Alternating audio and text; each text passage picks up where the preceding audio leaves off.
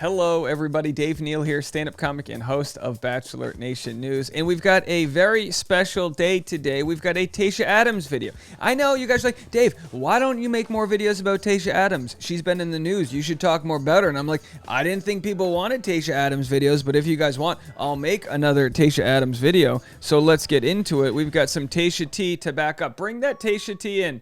Just bring it right back to the loading zone. Okay, park it. All right, let's get to it.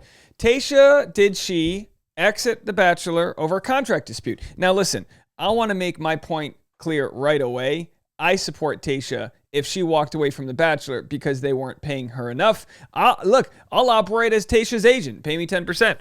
I think Tayshia, or don't, that's fine. I'll just make videos about it. I think Tayshia deserves to know her worth, and I think you deserve to know your worth. And my light just fell on the table. Hold on a second. Sorry. My whole system's falling down, folks. Oh, someone's got a Dave Neal voodoo doll. I just had a light fall on me. All right, I caught it. So listen, we're shooting it live, folks. Tayshia, it came out that she was supposed to be on the Clickbait podcast. Remember the episode I played last week where Joe said, Tayshia's no longer with us, but now we have Tia. And everyone's like, yay, Tia. But are they? Love you, Tia. But Tia, delivering the Tia, that'd be a nice podcast if she's like, let's drop some Tia. I don't know, maybe not.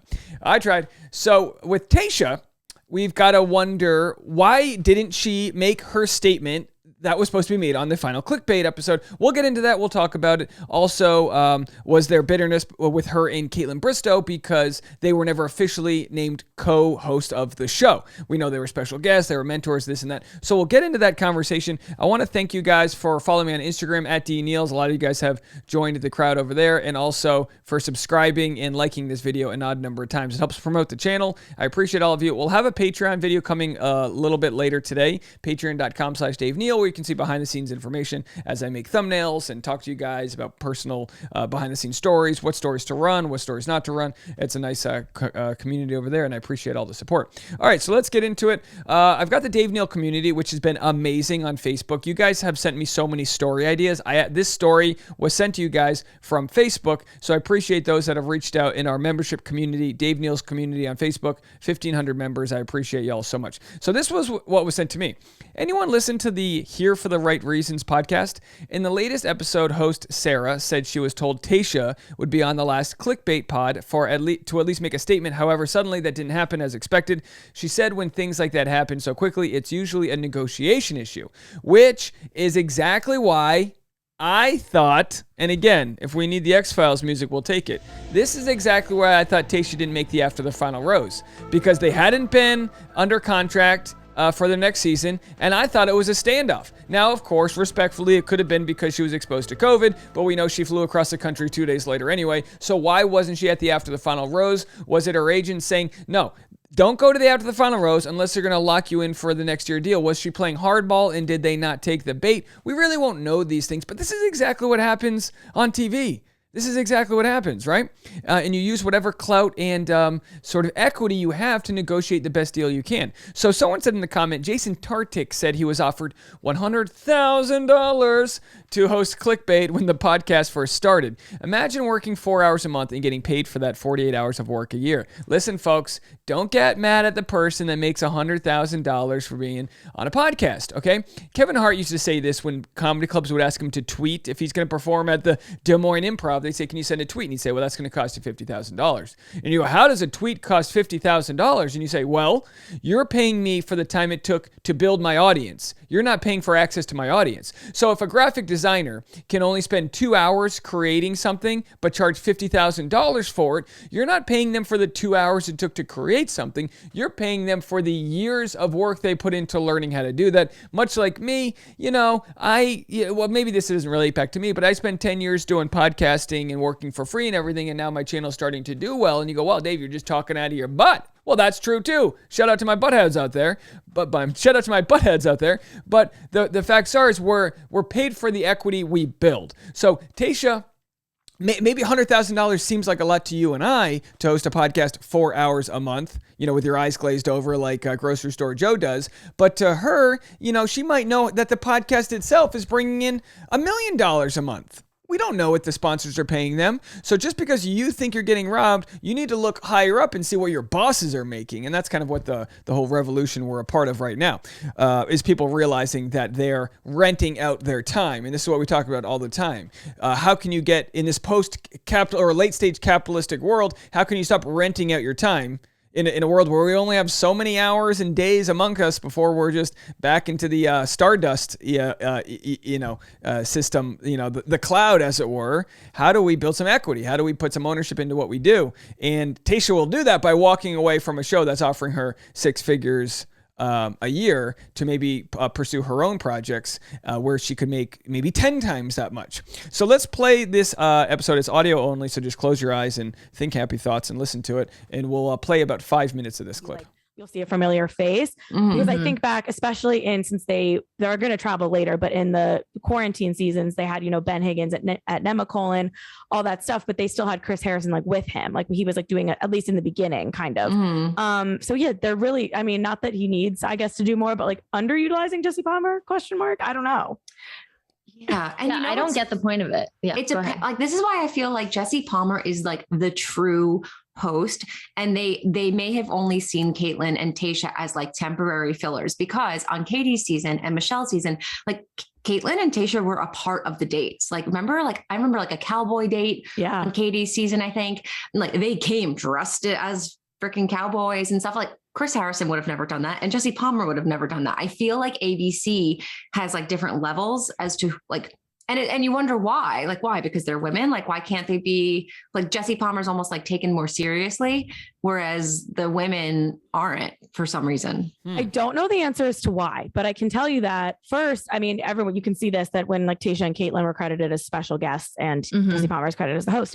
But even when they announced it before, in the credits, when they announced Caitlyn and Tayshia back when it was Katie's season, and they were still, Chris Harrison hadn't settled yet, because they were going into filming. There were still a question about what was going to happen. Was he taking one season off? Whatever. Was he done? Chris Harrison planned on working on Katie Thurston's season until Katie Thurston tweeted that she thought Chris Harrison shouldn't be a part of it. Kaitlyn Bristowe and Tayshia didn't even know they were going to be hosts when they were flown to the set. Just so people know. What happened, in my belief, is that the Bachelor producers kicked the can down the road as long as possible. Why name a permanent successor if they don't have to? So I believe that's why they didn't do that. And they made it very clear that they were to be credited as guides, not as co-hosts in the beginning. Wait, who made it clear? The network and press releases and stuff. It was to help Katie on her journey, to guide her like girlfriends, but it was always said as to guide her on her journey, there will be Caitlyn and Tayshia. It never said to co-host. And then the media, we started calling them co-hosts because that's what they were doing. And through their run, they were credited as special guests, even from Caitlyn hosting, I'm pretty sure, the AFR solo special guest, Kaitlyn Bristowe. Maybe that one they upped her, but all last year they were special guests. Wow. So, why were they so hesitant to commit to just calling them hosts? I don't know. It was very specific language, especially when we were hearing rumblings and trying to figure it out, before it was officially announced. There was never the word co-host used. So a company will try to, and again, this isn't in defense of Bachelor, it just makes sense. They'll try to kick the can down the road as long as possible. They don't want to name Tayshia and Caitlyn co-hosts before they ever see them work as a co-host, because maybe they're going to suck as co-hosts, right? So it's kind of all right, here, do the season. We'll see how it goes. And then they'll make their decision, which we still don't know what that decision is. Just to describe them by anyone in an official capacity on that end. So, but with Jesse Palmer, very much host of The Bachelor. Stick around. It's going to get interesting. Yes. But they call themselves that because on their Instagram pages, they both, or at least Caitlyn has co-host. Yeah. I'm pretty sure Tayshia does too, because after the whole clickbait thing, I was watching Tayshia's Instagram bio like everybody else, and it's still in there, the co-host of the ABC Bachelorette, but obviously she took out the podcasts and stuff. So I don't know what that means for Caitlyn and Tayshia. I've asked them whatever, and everyone plays coy. Jesse Palmer, I'm focused on Clayton. No one will answer that question. So I don't know if that's because they don't know. It's not a good look to, everyone thought Caitlyn did such a great job at AFR. Not a great look to her for if they don't give her the Bachelorette job. And then I don't know if Tayshia's contract, she's having trouble negotiating it, or why she really left those podcasts, but it's an interesting one. I don't know. All right, here it It's comes. funny you bring that up Here it because we comes. speculate about that in our episode that we just recorded earlier. But yeah, we obviously also don't know the answer. We wonder if maybe she is trying to just pursue other projects and trying to pivot away from the franchise. Because I could see Tayshia really blowing up as like 7 iconic housewives from 4 different All right, so we have an advertisement. Let's get through this advertisement here. So I'll let this ad play out and then we'll finish this conversation. But yeah, I mean, the fact that Tayshia wasn't, a part of the goodbye of Clickbait podcast, not a huge deal, but it just goes to show that like she's got people that work for her that are trying to do what's best in what's best for her, and that's not necessarily being a co-host of a podcast where she's just making where she's just on the clock. So we can get all mad at that we want that she's turning down a 6-figure paycheck, but chances are there's a lot of money being left on the table for her. All right, let's get to this commercial here. You know what I mean? Like this podcast, they get to run these corporate commercials. a big media personality who could stand on her own, but yeah, we don't know. I know that Tayshia was supposed to be on Clickbait, like giving some sort of statement. Wait. On the episode where they announced that she's not coming back, she was supposed to release a statement or a newer episode? From my understanding, as of the Clickbait episode that came out last week, where Joe just casually is like, Tia's the new co-host.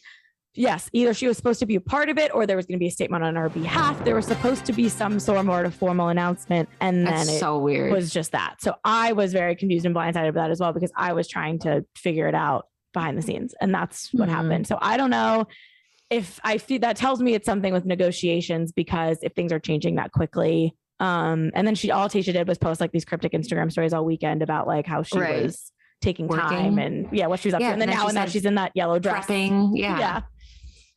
Well, that's all they have for you, folks. So it's interesting. And listen, I'm not saying, hey, I told you I was right. I'm just saying, trusting the intuition, knowing how entertainment works, and knowing that they weren't promised another season and that they thought they did their job by doing Katie's season and Michelle's season. Then they see Jesse Palmer come around. They're like, huh. It's almost like how Chris Harrison knew that he was being pushed out without being pushed out. And he was like, the longer that the audience gets to enjoy other hosts, the less my buyout's going to be. That was for Chris Harrison. And for Tayshia, she goes, all right, she knows the behind the scenes. Everyone talks, right?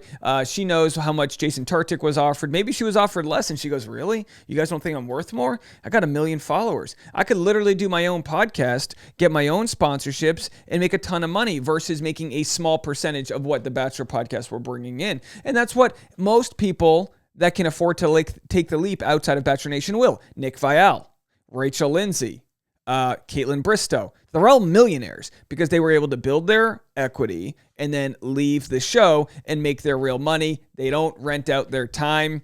If there's a chance for you to take the leap and stop renting out your time, people were posting in this on Reddit, a little, not saying angry, but sort of bitter. They're like, I'm a teacher. I make $50,000 a year. And Jason Tartick makes over $1 million. And it's like, well, it's a business thing. Like I said, it's late stage capitalism. It's economics. Right? So if you're a teacher and you want to make more money, you need to build your equity in your brand. You need to build your newsletter. You need to build your email list, your TikTok, your Instagram Reels, your Facebook following, because those are the ways that you'll attract more people to your brand when you decide to sell a PDF or promote a product or have affiliate links or start a YouTube channel. Join the Patreon. By the way, I did want to give a shout out. We just had a brand new Patreon member. I think her name, Bree Walker. Shout out to Bree Walker for joining during this episode. Thank you for being, one of our 200 plus members and for joining the community. I'll share with you guys some very specific behind the scenes information with the Patreon today if you guys join and come to the chat room today. It's basically a live stream that I do like 3-4 times a week. I do a ton of hours of this, and it's a live stream that only the Patreon has access to, and I share behind the scenes info that I just contractually can't share. A lot of people say, oh, don't air this, or I hear from villains. I'll tell you the story during this Patreon about somebody who reached out to me and was in tears over how they were sort of edited on the show, and you might have a little bit more compassion to these people just being humans trying the best with the information they have. Let me know what you guys think, and I'll see you over there. We'll talk to you in a little bit. Bye now.